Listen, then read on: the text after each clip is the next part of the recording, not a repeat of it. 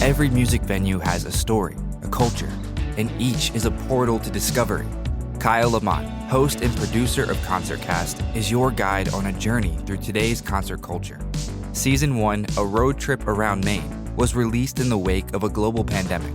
Rocked by the cataclysmic shift, Lamont began to document the movement. In Season 2, we'll connect deeper with thought leaders who are creatively adapting and recalibrating the next rendition of concert-going and culture. In this episode, Lamont speaks with Steve Chilton about his passion for promoting live concerts, repurposing his music venue in Phoenix to a coffee shop, for now, the forming of the National Independent Venue Association, and his forecast for the business side of live music and what fans can expect. Before posting about concerts on social media, I posted concert flyers on telephone poles. Hi, I'm Kyle Lamont, and when I was in college, I was on a street team for a venue, and then again when I moved to New York City.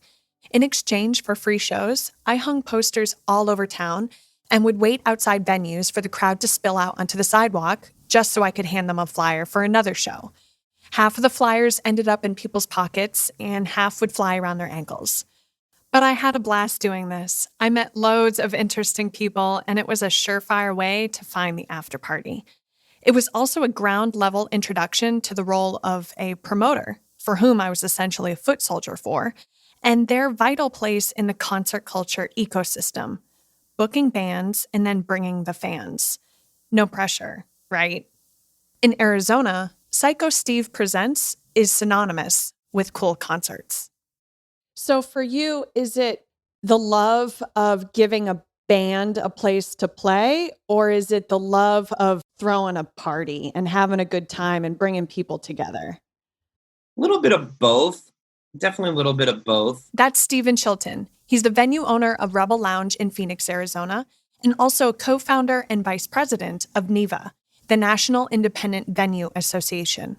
I definitely enjoy creating that social aspect and bringing people together and being like, this is their favorite thing, whether it's my favorite thing or not.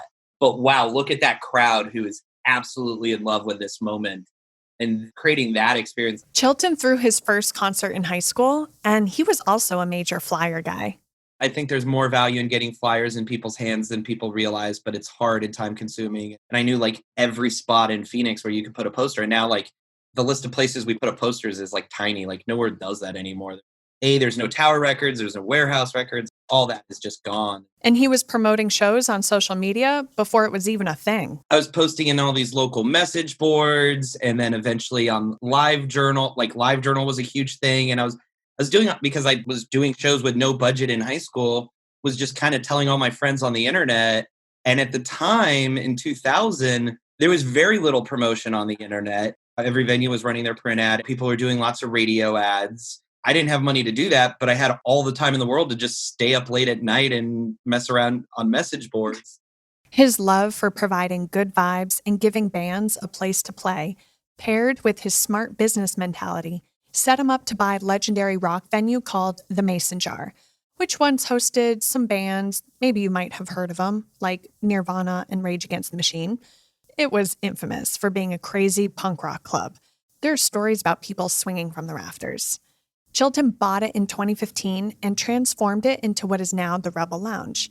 He revamped the place, giving it all new sound and light system, exceptional decor, including a new stage. And he's known for having an infamous marquee, which always has something entertaining to say.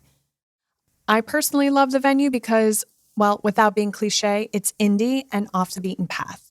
And it always has unique and obscure music, including readings from well-known authors and also live podcast broadcasts.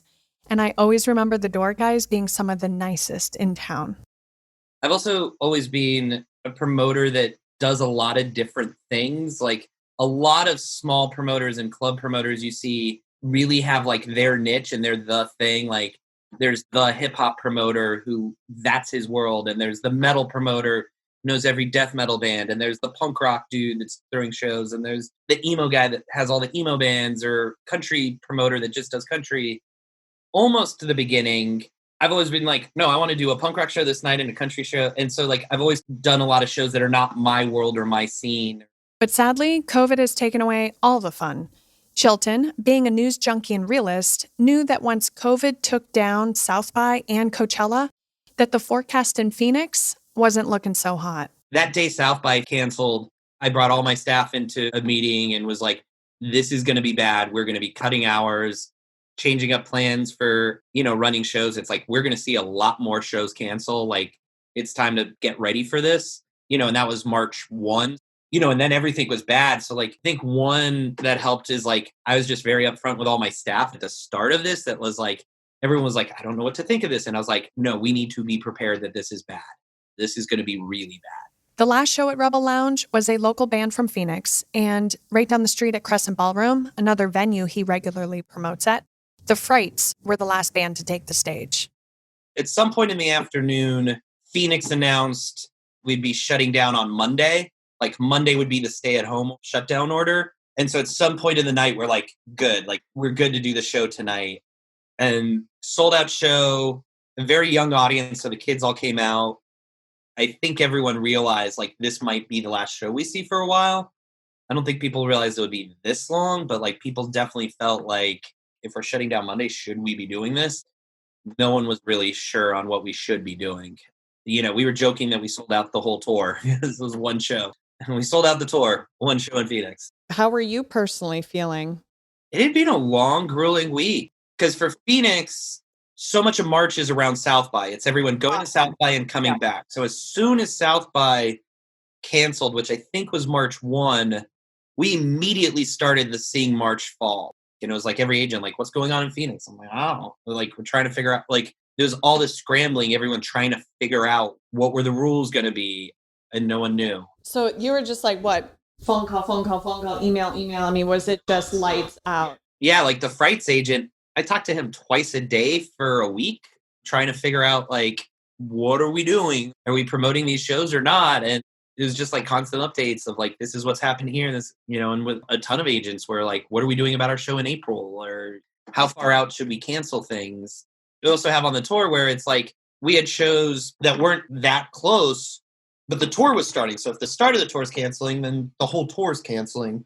Our show was in May or June. It was part of that run. So like, it was like 2 weeks of just total chaos. And out of chaos comes order. March 12th was the first of what became weekly holy shit conference calls between leaders of the independent venue industry, a behemoth industry that wasn't on the pandemic support radar and especially vulnerable for the long haul.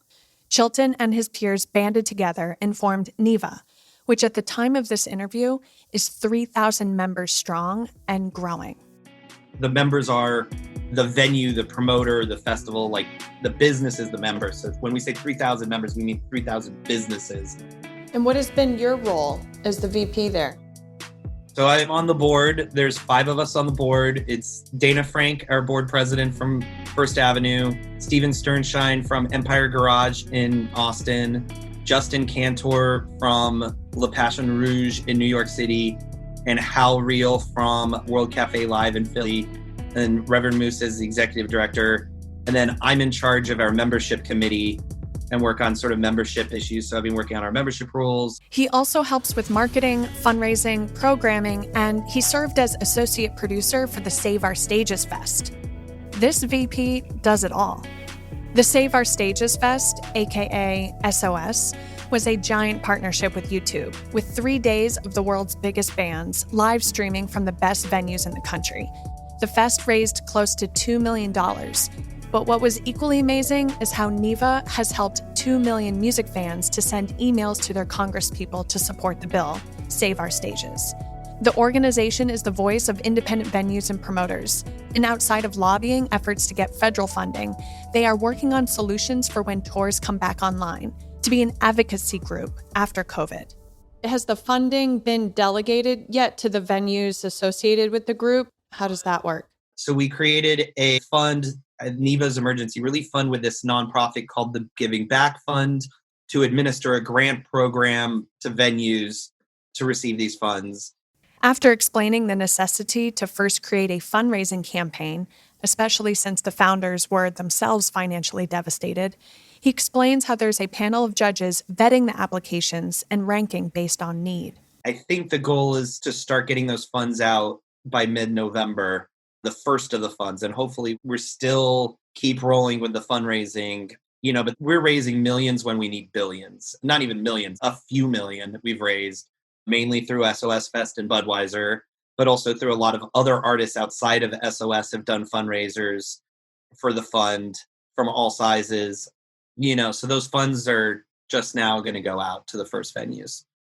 That's exciting, but then it's almost like, the work is never done, right? Because federal government has not stepped in. Hopefully, a stimulus will happen. And the Save Our Stages Act is one of the most bipartisan things in Washington right now, where that word does not get used very often. We just crossed our 200th co-sponsor in Congress. Out of that, I think we're at 54 senators co-sponsored in the Senate. So looking good that everyone realizes that we're the worst hit. And while 85% of businesses are operating at some capacity, virtually 0% of venues are operating at any capacity. And everyone realizes we're the worst hit. We're going to be the last industry to get back, that there is no way to social distance safely do concerts in a meaningful way. And it's going to be a long problem. So is that a major impetus behind repurposing Rebel Lounge as a coffee bar? Yeah, so we just last week, one of the few venues that have reopened in any capacity last week, we're doing a coffee shop during the day and kind of a lounge, no events at night. And it might be a year until we put shows in there again, like real shows in there again. Chilton has partnered with Reap and Sow Coffee out of Peoria, Arizona. They all invested a lot into transforming the music venue into a coffee shop, including new skylights, new decor, and overall style. We had been talking about this coffee shop idea even before the pandemic because we were never open during the day. We were losing all these potential business hours because we're a concert venue at night. And my friends who are running the coffee shop had kind of had the idea. We never wanted to do it. I had always been a little hesitant. I didn't want to disrupt shows. I did not want it to be a drag on our shows, because the show should come first. And we just never got past the, hey, wouldn't this be a cool idea kind of phase. And then when COVID hit, it was hey, maybe now's the time to do it. After grappling with the questions all new ventures pose, the decision was made to press play and do it right, with the goal to replace lost revenue in the short term while enhancing the venue's use of space when the shows do return. Maybe once things feel a little better, we'll start doing some kind of music. I mean, we're a small bar, so we can kind of have a little more flexibility than a lot of larger venues. A lot of larger venues, they're big spaces meant to fill lots of people. You can't do small amounts of people in them. But Rebel, we can. It wasn't an easy decision. It's a decision that makes a lot of sense. Hopefully it works out. Has the response been good? I mean, I follow you all on social media, so it seems like it looks beautiful, by the way. Yeah, the response has been really good. Why a coffee shop works is 2/3 of the people don't need to stay. They walk in, they get their coffee, and they go to work, or they head home, Whereas in the music venue, you don't pop up and buy a ticket and then go home, And so the coffee shop, the feedback for the first week has been really good. For you personally, what has been a great moment for you where you just felt exceptionally stoked to be part of NIVA? There's so many. I mean, one of the things is everything NIVA is so highs and lows. It's like there's all this amazing stuff happening around what NIVA's doing, all these great collaborations. And like we have this big lobbying committee, all our precinct captains, there's like 60 of us on this email chain, that it's just, oh my God, this senator just signed on, someone just supported it. And it's like all these highs. And then at the same time, it's emails, our venue's just closing and our venue's down to our last dollar. There's very few normal emails. Everything's either something great happening or something dreadful. So it's just this huge emotion. He's also grateful for the camaraderie. There's a lot of people I'm working with that I've known for a long time, but never really worked with. And then with this, we're all working together. And it's like all these people, Sonia also at First Avenue, and Audrey from IMP, and everyone helping on the programming committee, and a lot of the people in the marketing, Jamie Loeb from Niederlander, all these people that are working together that I've never worked with. We've never done anything together.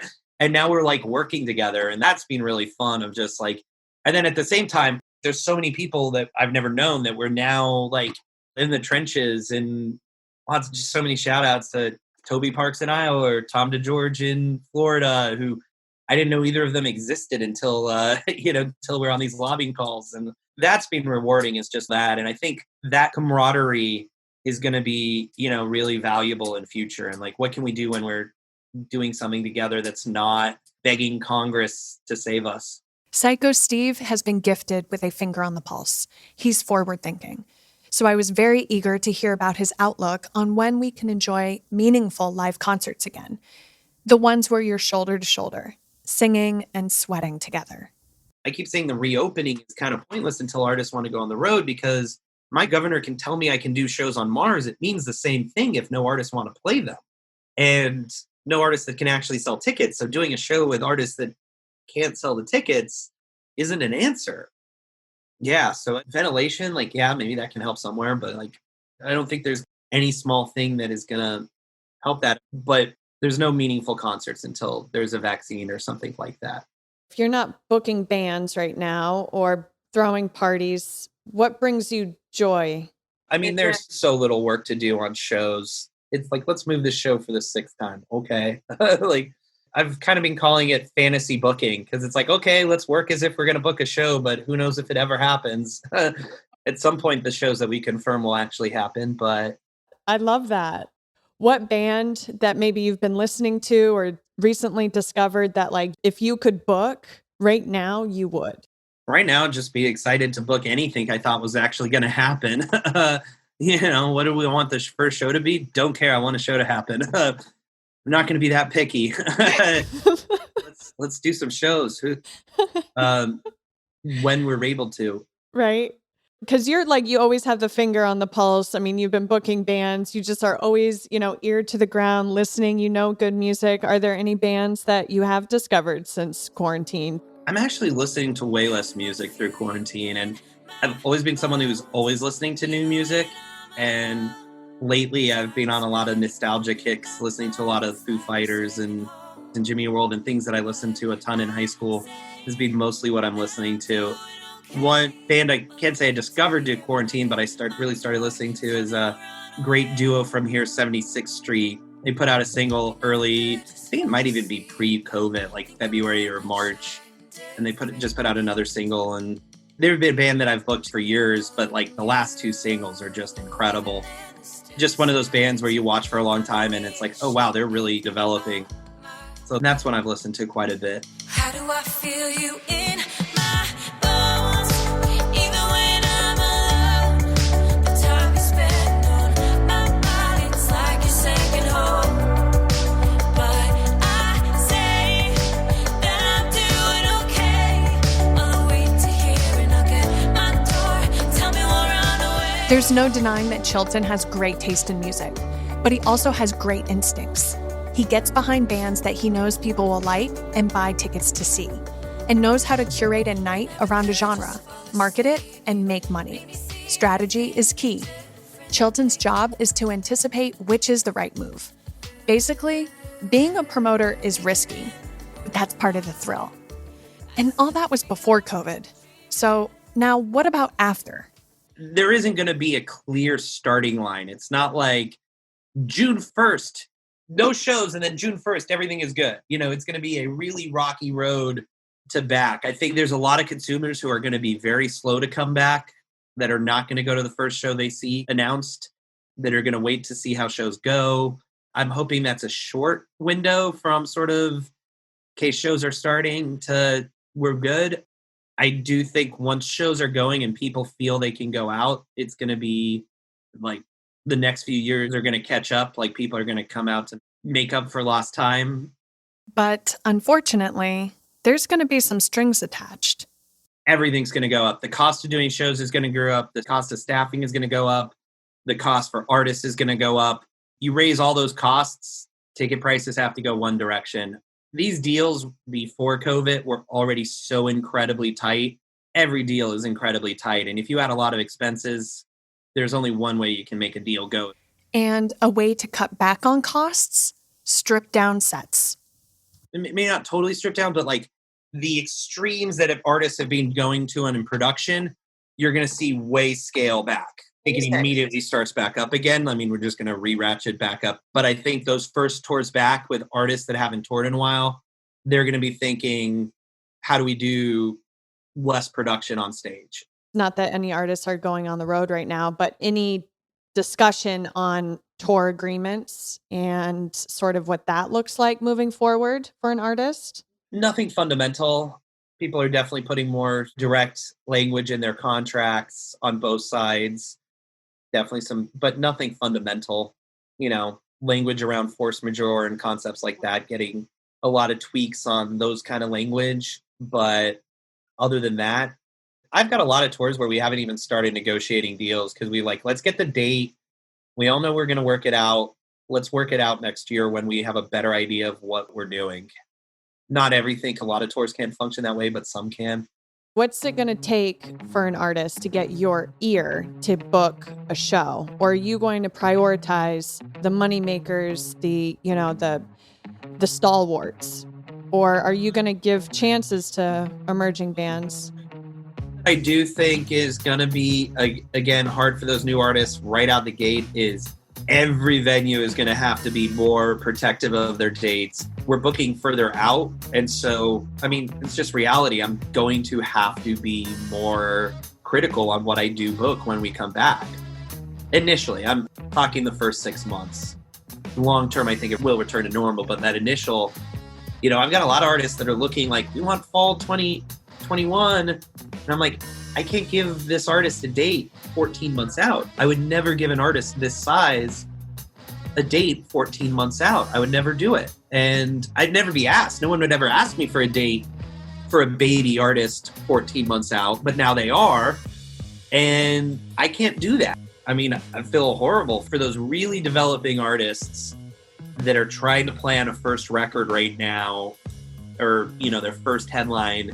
It is a rough time to do that. And until things start getting back to normal, it's going to be hard to think about those. I do think you're going to need a lot less time. So these shows that I'm saying no to now, they're going to hit me up 2 months out and it'll be like, fuck yeah, let's get to work. When it's like, okay, it's go time. We need to fill every single night. There's going to be a lot of openings for people to get in on, just not right now. So is Psycho Steve going to rebrand to Safety Steve? Is this a time to rebrand a different name, or are you feeling good about Psycho Steve for when we get out of COVID?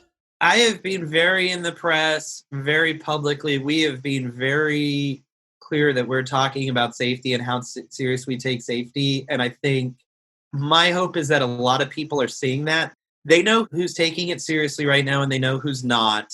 And when people start coming back, they're going to remember who convinced them that they take their safety seriously and who doesn't. And very vocal about that. And I think, my hope is that the audience recognizes that we're not cutting corners. We're not taking their safety for granted.